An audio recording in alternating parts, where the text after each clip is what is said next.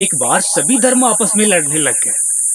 झगड़ते झगड़ते इतना ज्यादा झगड़ा बढ़ गया, सभी धर्म आपस में उलझने लग गए। अब उलझते उलझते लेकिन उन दोनों लोग सभी धर्मों का फैसला नहीं हो पा रहा था। हिंदू धर्म कह रहा था कि मैं बड़ा, मुस्लिम धर्म कह रहा था मैं बड़ा, सिख धर्म कह रहा था मैं बड़ा, ईसाई धर्म कह रहा था मैं बड़ा, और बौद्ध धर्म कह रहा था मैं बड़ा। सभी धर्म आपस में ही झगड़ रहे थे, फैसला हो ही नहीं रहा था, कोई उनको समझा ही नहीं पा रहा। इतनी ज्यादा झगड़ा उन लोगों का हो गया, उन लोगों की एफआईआर थाने में जाकर के दर्ज हो गई।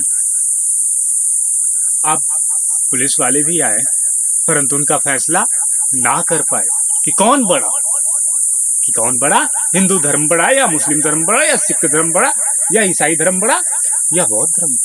आप भी जानना चाह रहे हैं क्या? नरेंद्र कहानीकार की चैनल पे न्यू है तो कोई बात नहीं है, चैनल को सब्सक्राइब कर लेना है, बेल आइकन घंटी को ऑन कर देना है और सुनते ही रहना है नरेंद्र कहानीकार की ऐसी ही जानकारियों से भरी कहानियां।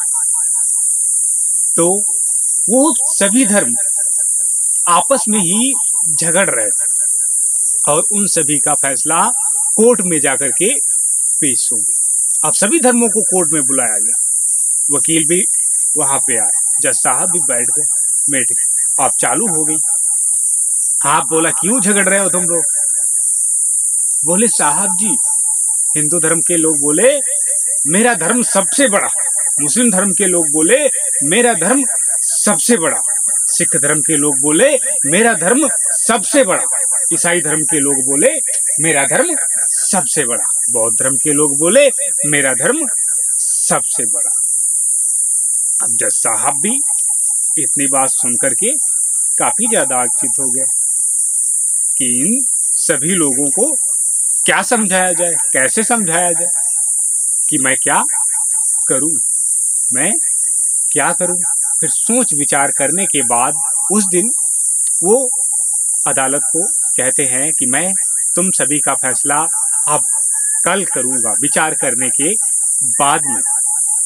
फिर से सभी धर्मों के लोग अपने अपने घर चले आते हैं। अब तीसरे दिन फिर से अदालत में केस होता है और वहीं पे सभी धर्मों के लोग पहुंच जाते हैं। जज साहब बैठते हैं और वकील साहब आते हैं मैदान में और कहते हैं सभी धर्मों के लोग हमारी बात को गौर से सुनेंगे।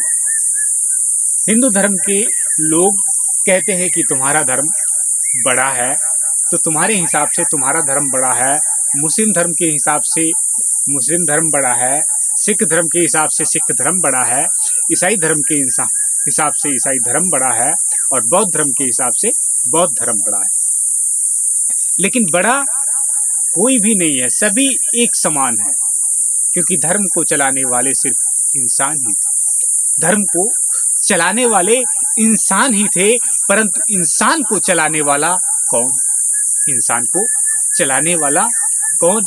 जो इंसान की जिंदगी को जीवित रखता है, इंसान की जिंदगी को जीवित रखता है, वो इंसान के जिंदगी को चलाता है। जैसे धरती नहीं होगी तो तुम सभी धर्मों के लोग कहाँ रहोगे?